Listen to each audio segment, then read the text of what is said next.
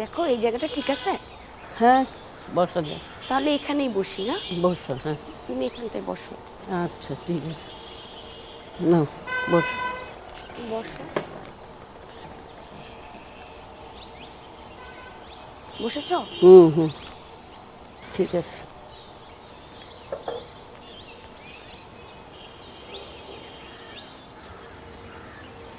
অনেকখানি অবশ্য হয়ে গেছে। দেখি কত কেমন হলো। হ্যাঁ,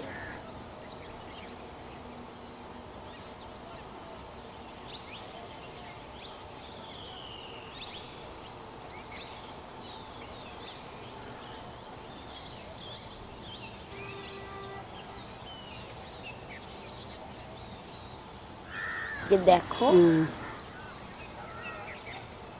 দেখো, এখন তো আমরা যা সেলাই বা সূচিকর্ম করি না, হ্যাঁ এক সময় আমাদের দেশে কত সুন্দর এবং সমৃদ্ধ ছিল এইসব সেলাই কর্মে।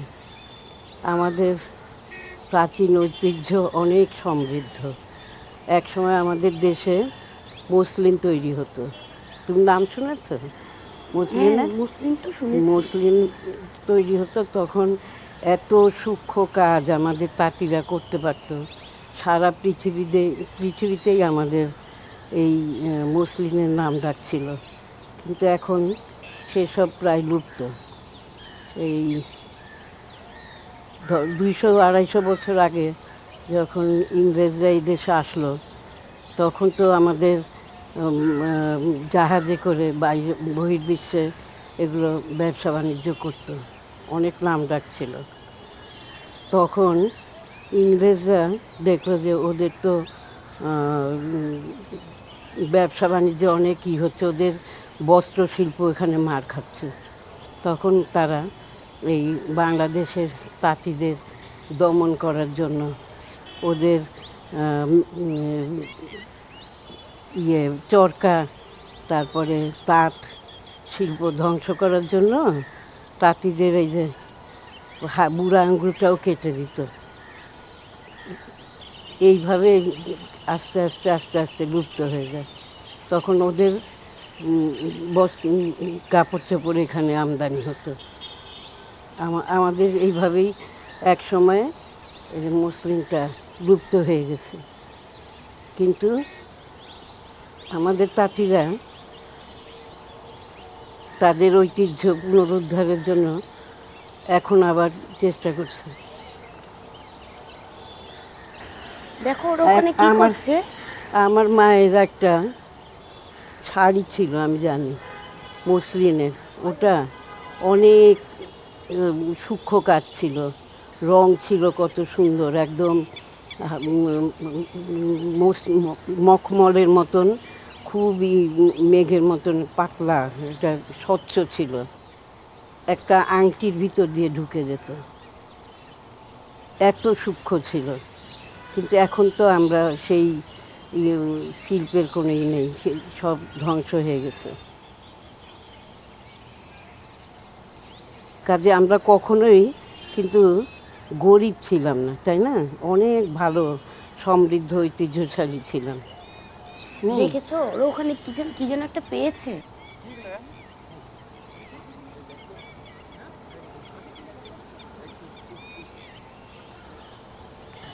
তুমি কিছুই শুনছো না আমার কথা, না? আমি এতক্ষণ কি বলেছি তুমি কিছু শোনোনি? শুনছি তো। আমাদের দেশের তাঁতিরা কত সমৃদ্ধ, কত ঐশ্বর্যশালী ছিল, কিন্তু ইংরেজরা সব শেষ করে দিয়েছে। কিন্তু আমাদের সেই ঐতিহ্য, সেই সম্পদ যদি থাকতো, তাহলে আমরা এত গরিব থাকতাম না। আমাদেরকে গরিব করে রাখা হয়েছে, জানো তো? আসলে আমাদের সেই লুপ্ত ইতিহাসের কথা, ঐশ্বর্যের কথা মনে করলে আমাদের মন অনেক খারাপ হয়ে যায়। তোমরা সেই লুপ্ত ঐতিহ্য আবার যদি ফিরিয়ে আনো, সেইটাই আমরা স্বপ্ন দেখি।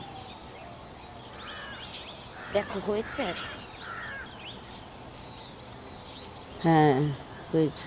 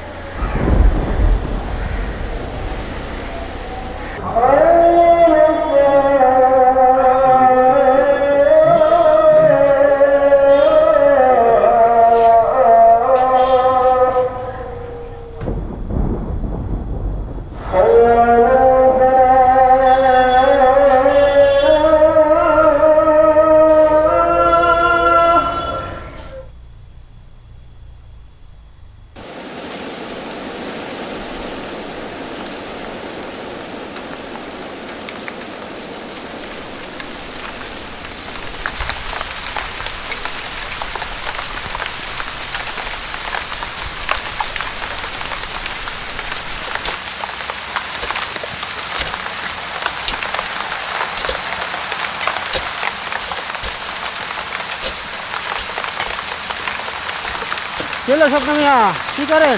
সুগন্ধযুক্ত ফুলের চাষ করি ভাই। করেন করেন।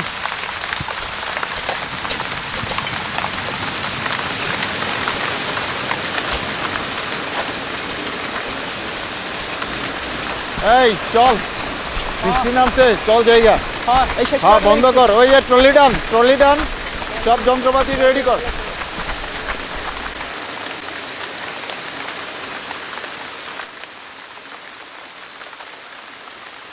কি খবর? কাজ করতে ভালো ভালো চলে যাচ্ছেন? চলছে, হ্যাঁ যাই। বৃষ্টি পড়ছে, বৃষ্টিতে যাবেন কি করে? যেতে তো হবে না, যাই যাই।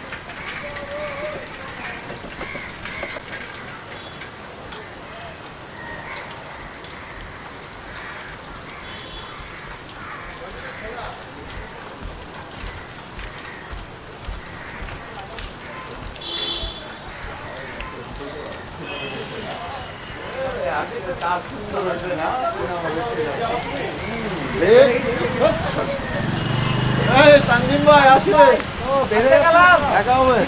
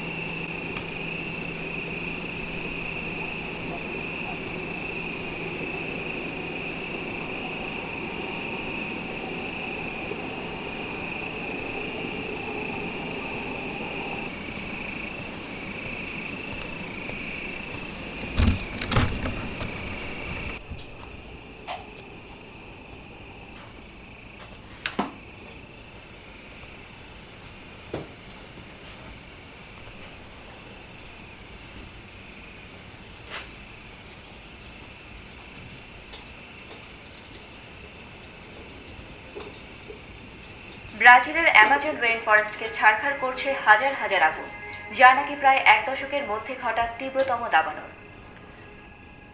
ব্রাজিলিয়ান ইনস্টিটিউট ফর স্পেস রিসার্চের স্যাটেলাইট থেকে পাওয়া তথ্য অনুসারে বিগত বছরের তুলনায় এবার 2018 সালের একই সময়কালে 76% বেশি দাবানলের ঘটনা ঘটেছে। দেশটির বর্তমান ক্ষমতাসীন রাষ্ট্রপতি জাইর বলসোনারো 2018 সালে নির্বাচিত হবার পরবর্তীকাল থেকে পরিবেশবাদীরা অরণ্য বিনাশ বিষয়ে উদ্বেগ প্রকাশ করেছেন। তার নির্বাচনী প্রচারণার প্রচার বার্তার একটি বড় অংশে অ্যামাজনকে ব্যবসার জন্য উন্মুক্ত এবং পরিবেশগত নিয়ন্ত্রণগুলোকে শিথিল করার আশ্বাস প্রদান করেছিলেন এবং বর্তমানে ক্ষমতায় থাকার সুবাদে তিনি ঠিক তাই করেছেন। এই গ্রীষ্মে যত বনাঞ্চল পরিষ্কার করা হয়েছে তা সম্মিলিতভাবে গত 3 বছরের তুলনায় অনেক বেশি, যা এই অঞ্চলের জীব বৈচিত্র্যকে টেনে নিয়ে চলেছে বিলুপ্তির পথে।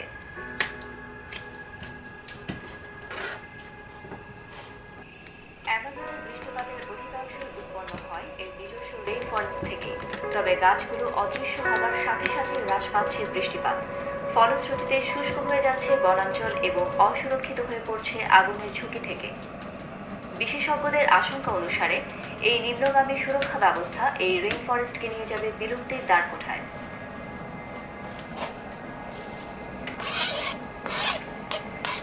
অ্যামাজনকে রক্ষা করা প্রায়শই বিবেচনা করা হয়ে থাকে জলবায়ু পরিবর্তনের ক্ষতিকর প্রভাব হ্রাস করার অন্যতম কার্যকর সমাধান হিসেবে। এই বিশেষ বাস্তুতন্ত্র প্রতি বছর কয়েক মিলিয়ন টন নিঃসরিত কার্বন শোষণ করে, কিন্তু যখন এই গাছগুলোকে কেটে বা পুড়িয়ে ফেলা হয় তখন নিঃসরিত কার্বন শোষণ করার জন্য কেবল একটি বিশেষ সরঞ্জামই বিলুপ্ত হয়ে যায় না, বরঞ্চ তারা যে নিঃসরিত কার্বন শোষণ করে সংরক্ষিত করেছিল তাও ছেড়ে দেয়, যা আদতে ত্বরান্বিত করে জলবায়ুর ক্ষতিকর পরিবর্তনকে। জলবায়ু পরিবর্তন সমুদ্রের পানির স্তর বৃদ্ধি করছে, হিমালয়ের পর্বতগুলির বরফ গলছে, সরাসরি বাংলাদেশের সমুদ্র উপকূল রেখাকে আঘাত করছে এবং যার ফলশ্রুতিতে ঘটছে ভয়ানক হারে নদী ক্ষয়ের ঘটনা।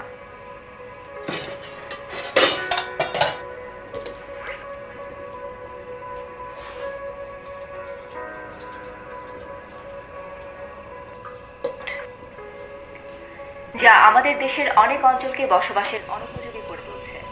সমগ্র অঞ্চলের পানি লবণাক্ত হয়ে পড়ছে, হয়ে উঠছে অপিয় এবং ক্ষতি করছে লক্ষ লক্ষ হেক্টরের ফসলের।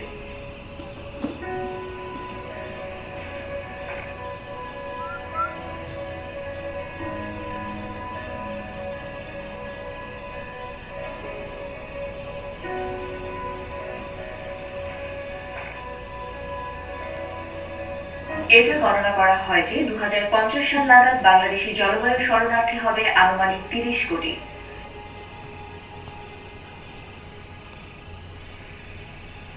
জঙ্গলে আগুন লাগানো হয় দ্রুত গাছ সাফ করার উপায় হিসেবে। অবৈধ কাঠ সংগ্রহ করা ছাড়াও অ্যামাজনের অনেক গাছ কাটা পড়ে যাতে সেই পরিষ্কার ভূমি ব্যবহার করা যায় সয়া বা আখ বপনের ক্ষেত্রে, অথবা লাভজনক গবাদি পশুর জন্য চারণ ভূমি হিসেবে। যে সকল গবাদি পশুর মাংস বিশ্বব্যাপী উচ্চ চাহিদার ভক্ষণীয় পণ্য দ্রব্য হিসেবে ব্যবহৃত হয়ে থাকে।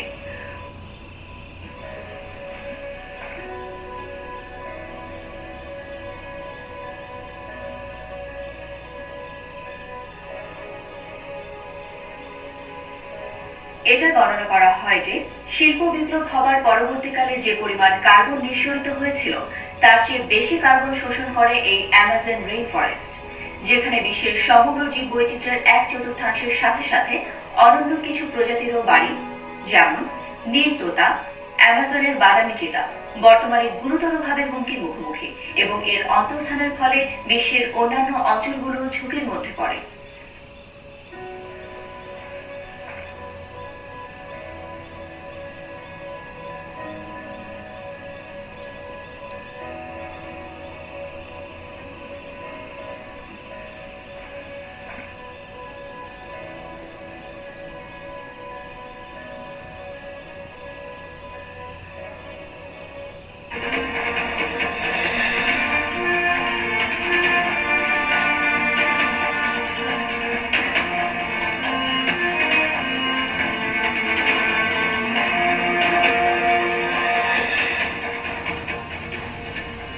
আমন্ত্রণ দেশ বাংলায়, সঙ্গে আছি আমি সামনে রাখতে শুরুতেই জানিয়ে দিব সংবাদ শিরোনাম।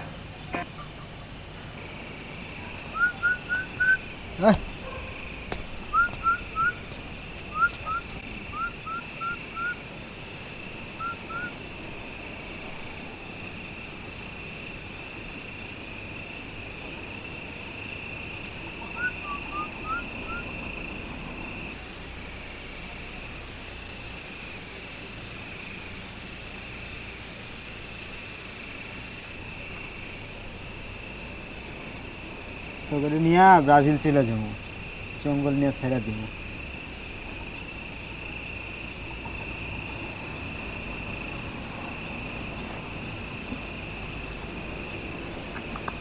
হ্যাঁ হ্যাঁ,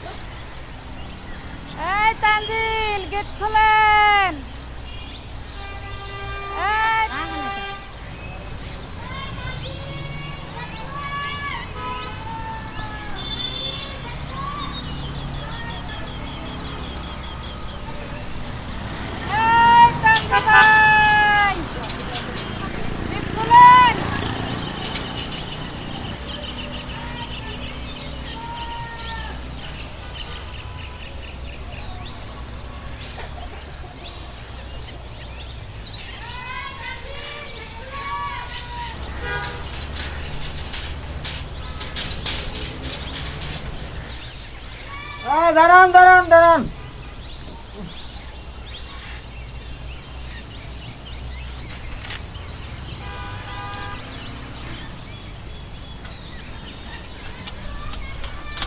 দাঁড়ান দাঁড়ান, 1 মিনিট 1 মিনিট।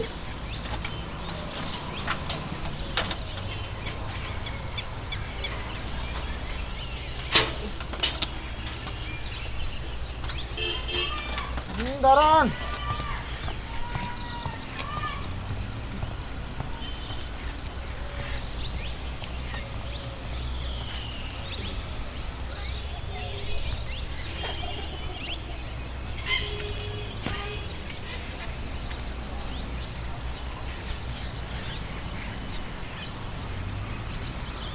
দাঁড়ান।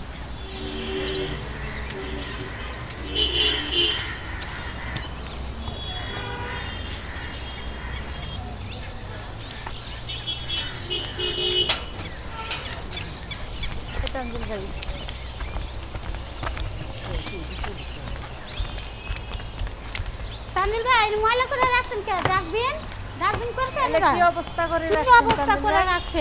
হাস কি অবস্থা করছে নাকি? হাস।